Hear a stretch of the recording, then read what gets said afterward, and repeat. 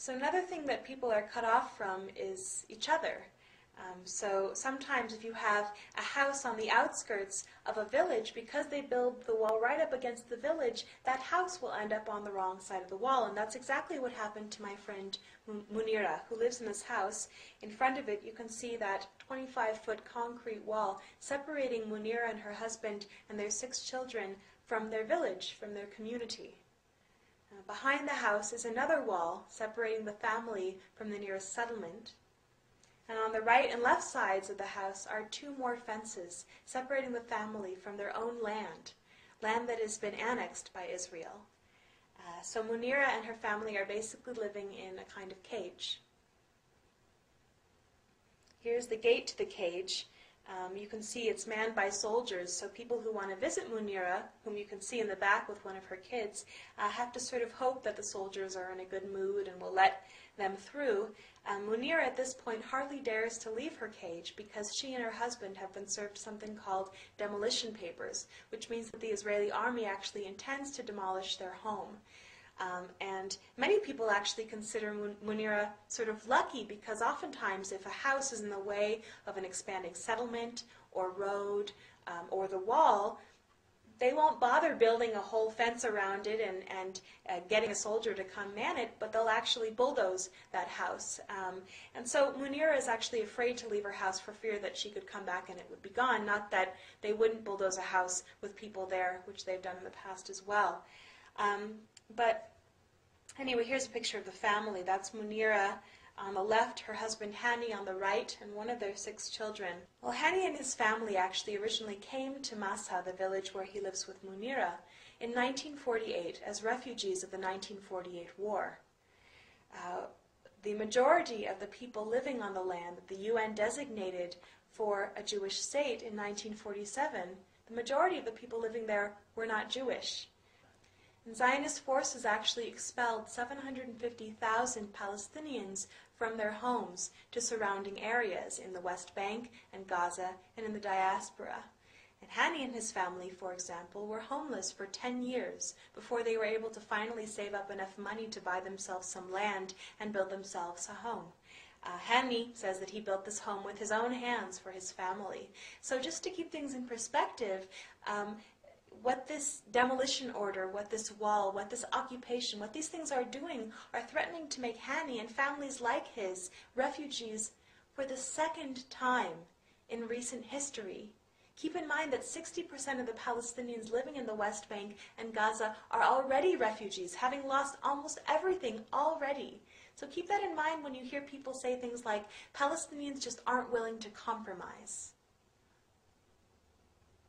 And I don't know about you, but looking at this family and all the Palestinians I worked with during my time in Palestine, what I kept thinking was just, how long can people live like this? You know, how long can people endure this kind of a system before rising up, standing up for their rights, resisting? Well, of course, the answer is that Palestinians are and have been resisting for a very long time. We hear about one kind of resistance, violent resistance, suicide bombers that kill innocent Israelis. And people are always asking me, Anna, why are Palestinians always resisting with bombs? Why are they always strapping bombs to themselves, trying to kill as many Israelis as possible? Why don't they use non-violent resistance, like Martin Luther King talked about, like Gandhi talked about? Where are those things happening? Well, the answer is that Palestinians are and have been using non-violent resistance, not just once in a while, not just here and there, but literally almost every second of almost every single day of their lives. Just think about it for a moment. Think about Munira and her family. Simply staying in their home. Simply saying, look, you've taken our land, you've taken our freedom, but you will not take our home, is a kind of resistance, and it is nonviolent. This is nonviolent resistance. Think about the villagers of Yanun who've come back to their homes and their land. They know that they could be beaten up, they know that they could even be killed by the settlers, but they also know that it is their right to be in their homes on their land, and they're coming back to defend that right.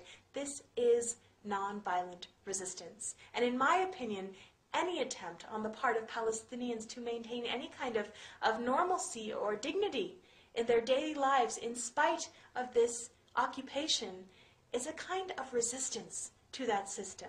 It's just not something you ever hear about in the newspapers and media.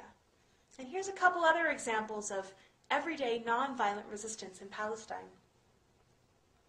Here's a group of women from the Tulkarm region who've been cut off from their trees by the wall. They've lost their livelihoods, so they've formed an embroidery cooperative to sell embroidery to support themselves and their families. Instead of giving up, instead of leaving, this is nonviolent resistance. This is the village of Atawani, where settlers have actually boiled barley seeds in rat poison and spread that poison around the landscape of Atawani to try and dissuade shepherds from bringing their sheep to their land for fear that the sheep will eat the poison and be killed. Well, I talked to the shepherd, and she knew about the poison, but she also knew that if she doesn't come back to her land, then the settlers would have gotten exactly what they wanted, and over time they would have come and confiscated the land, saying, well, nobody else was using it. So she's coming back to defend her right to be on her land, even if she might lose a sheep or two. This is nonviolent resistance. Painting the wall, nonviolent resistance.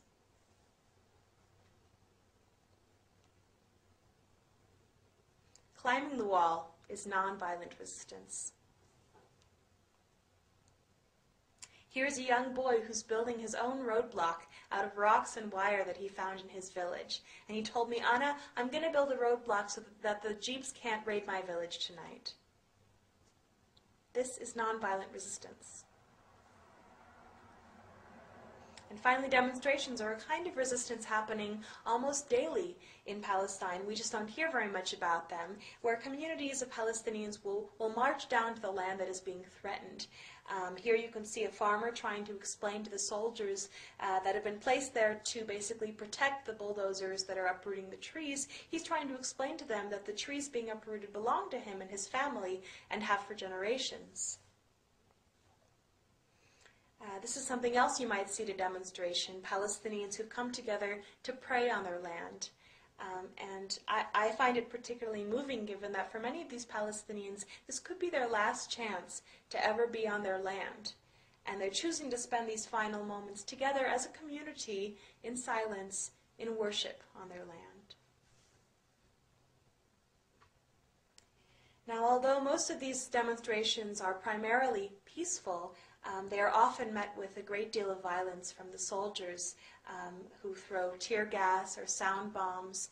There are sometimes rubber bullets or even live ammunition used against nonviolent demonstrators.